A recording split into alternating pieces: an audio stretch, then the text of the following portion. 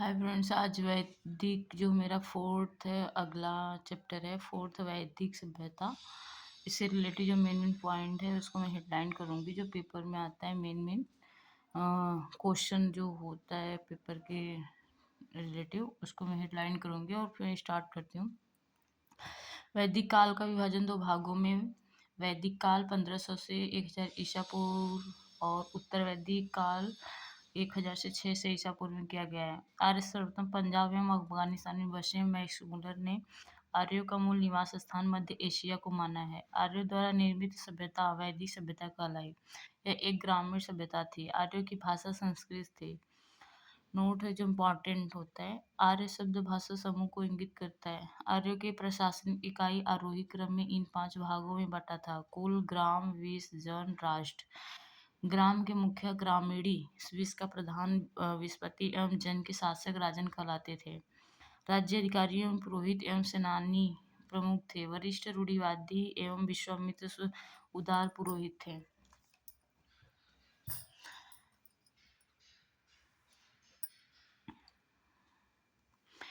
ये दिशा है पूर्व, पश्चिम, उत्तर, मध्य, दक्षिण। उत्तर वैदिक शब्द प्राची, प्रदीची, उदीची।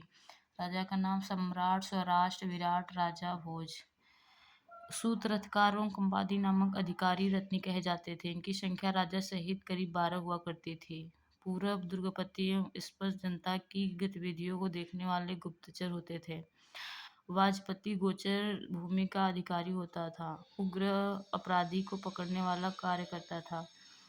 वह ऋग्वेद में किसी भी तरह के न्यायाधिकारी का उल्लेख नहीं है। सभा एवं समिति राजा को सलाह देने वाली संस्था थी। सभा श्रेष्ठ एवं सम्राट लोगों की संस्था थी, जबकि समिति सामान्य जनता का प्रतिनिधित्व करती थी। इसके अध्यक्ष को ईशान कहा जाता था। स्त्रियां सभा एवं समितियों में भाग ले सकती थी। युद्ध में कबीले का नेतृत्व राजा करता था। युद्ध के लिए गविष्ठी शब्द का प्रयोग किया गया है। इसका अर्थ है गायों की खोज। 10 राग युद्ध का उल्लेख ऋग्वेद में 7वें मंडल में है। यह युद्ध परुष्णी रावी नदी के तट पर सुदास एवं दास जनों के बीच लड़ा गया, जिसमें सुदास विजयी हुआ। ऋग्वेदिक समाज 4 वर्णों में विभक्त था। ये वर्ण थे ब्राह्मण, क्षत्रिय, वैश्य और शूद्र। यह विभाजन व्यवसाय पर आधारित था। उपनिषदों की संख्या 108, पुराणों की संख्या 18, वेदांत की संख्या 6। ये इम्पोर्टेंट है, पेपर में आता है अक्सर। ये पेपर में आ चुका है, पुराणों की संख्या कितनी होती है। तो किसी में 17, 16, 18, 19, तो जो हमारे क्लियर नहीं होता तो हम गलत करके आते हैं, तो इसको नोट कर लीजिए, इम्पोर्टेंट है। नेक्स्ट है क्षत्रिय, वैश्य और शूद्र एक विभाजन व्यवसाय पर आधारित था। ऋग्वेद के 10वें मंडल में पुरुष सूक्त में चतुर वर्णों का उल्लेख मिलता है। इसमें कहा गया है कि ब्राह्मण परम पुरुष के मुख से, क्षत्रिय उनकी भुजाओं से, वैश्य उनकी जांघों एवं शूद्र उनके पैरों से उत्पन्न हुए हैं। आर्यों का समाज प्रीत प्रधान था।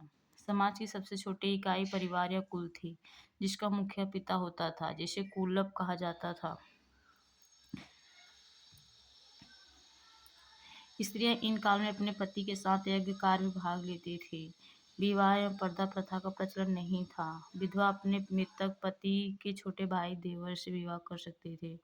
स्त्रियां शिक्षा ग्रहण करती थी। ऋग्वेद में लोपामुद्रा, घोषा, सिक्ता, अपला एवं विश्वास जैसी विदुषी स्त्रियों का वर्णन है। प्रमुख दर्शन है उनके प्रवर्तक, दर्शक, प्रवर्तक।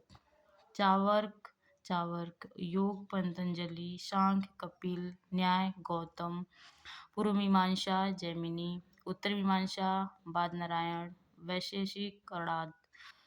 गार्गी ने यज्ञ वात्सल को वाद विवाद की चुनौती दी थी। जीवन भर अविवाहित रहने वाली महिलाओं को अमाजू कहा जाता था। ये भी इम्पोर्टेंट है, हिंदी में आता है माजू किसको बोलते हैं। जीविका या उपार्जन के लिए वेद वेदांग पढ़ाने वाला अध्यापक अब उपाध्याय कहलाता था।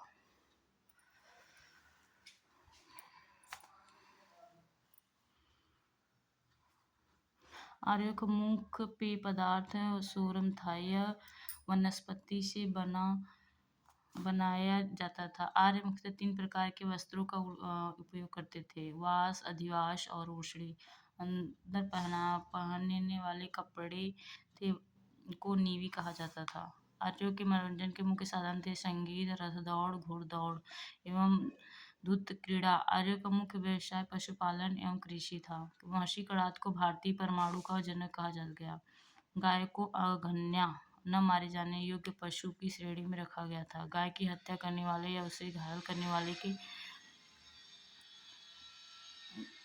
के लिए वेदों में मृत्यु दंड अथवा देश से निकालने की व्यवस्था की गई है। आर्यों का प्रिय पशु घोड़ा एवं सार्वजनिक प्रिय देवता इंद्र थे।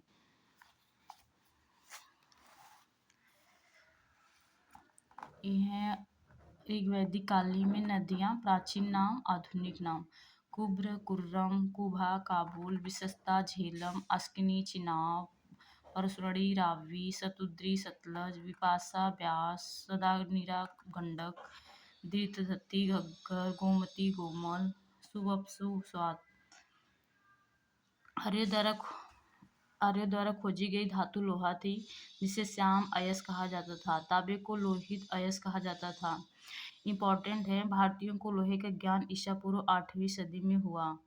व्यापार हेतु दूर दूर तक जाने वाला व्यक्ति को पड़ी कहते थे। लेन देन में वस्तु विनिमय की प्रणाली प्रचलित थी। ऋग्वेद ब्याज देने वाले को वेकनॉट सुखखोर कहा जाता था। मनुष्य एवं देवता के बीच मध्यस्थ की भूमिका निभाने वाले देवता के रूप में अग्नि की पूजा की जाती थी। ऋग्वेद में उल्लेखनीय नदियों में सरस्वती सबसे पवित्र मानी जाती थी। इम्पोर्टेंट है फ्रेंड, ये जो मेरा मेन इम्पोर्टेंट है। इसमें सिंधु नदी का उल्लेख सर्वाधिक बार हुआ है। उत्तर वैदिक काल में इंद्र के स्थान पर प्रजापति सर्वाधिक प्रिय देवता हो गए थे। विष्णु के 3 पंखों की कल्पना का विकास उत्तर वैदिक काल में ही हुआ। उत्तर वैदिक काल में राजा के राज्याभिषेक के समय राजसूय यज्ञ का अनुष्ठान किया जाता था। उत्तर वैदिक काल में वर्ण व्यवसाय की बजाय जन्म के आधार पर निर्धारित होने लगे थे। उत्तर वैदिक काल देवता इम्पोर्टेंट है, वेरी वेरी इम्पोर्टेंट। ऋग्वैदिक कालीन देवता संबंध: इंद्र युद्ध का नेता है, वर्षा का देवता। अग्नि देवता है, मनुष्य के बीच मध्यस्थ। वरुण पृथ्वी एवं सूर्य के निर्माता, समुद्र का देवता। विश्व में नियामक और शासन, सत्य का प्रतीक। ऋतु परिवर्तन, दिन रात का कर्ता। देव आकाश का देवता, सबसे प्राचीन। सोम वनस्पति का देवता। उषा प्रगति एवं उत्थान का देवता। अश्विनी विपत्तियों को हरने वाला देवता। पूषण पशुओं का देवता। विष्णु विश्व के संरक्षण एवं पालन करता। मरुत आदि तूफान का देवता। उत्तर वैदिक काल में हल को सिरा व हल रेखा को सीता कहा जाता था। उत्तर वैदिक काल में निष्क और शतमान मुद्रा की इकाइयाँ थी। सिक्कों के चलन का कोई प्रमाण नहीं मिलता। सांख्य दर्शन भारत के सभी दर्शकों में सबसे प्राचीन है। इसके अनुसार मूल तत्व 25 हैं, जिनमें से प्रकृति पहला तत्व है। सत्य में जयते मुंडक उपनिषद से लिया गया है। इम्पोर्टेंट है। इसी उपनिषद में यज्ञ की तुलना फूटी नाव से की गई। ईसा पूर्व 2वीं सदी में राजाओं के उपयुक्त यज्ञ वेदी बनाने के लिए पार्श्वस्थ व्यवहारिक ज्यामिति की रचना की गई। यात्री मंत्र सवित नामक देवता को संबोधित है, जिसका संबंध ऋग्वेद से है। लोगों को आर्य बनाने के लिए विश्वामित्र ने गायत्री मंत्र की रचना की। श्राद्ध की प्रथा पहले पहल दत्तात्रेय ऋषि के बेटे निमि से शुरू की गई। उत्तर वैदिक काल में कौशाम्बी नगर में प्रथम बार पक्की ईंटों का प्रयोग किया गया।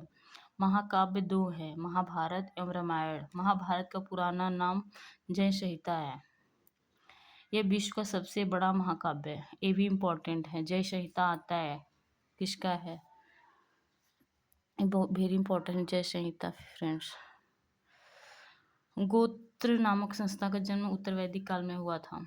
इम्पोर्टेंट है वेदांत दर्शन के मौलिक ग्रंथ महासूत्र या वेदांत सूत्र की रचना बदनारायण की गई थी।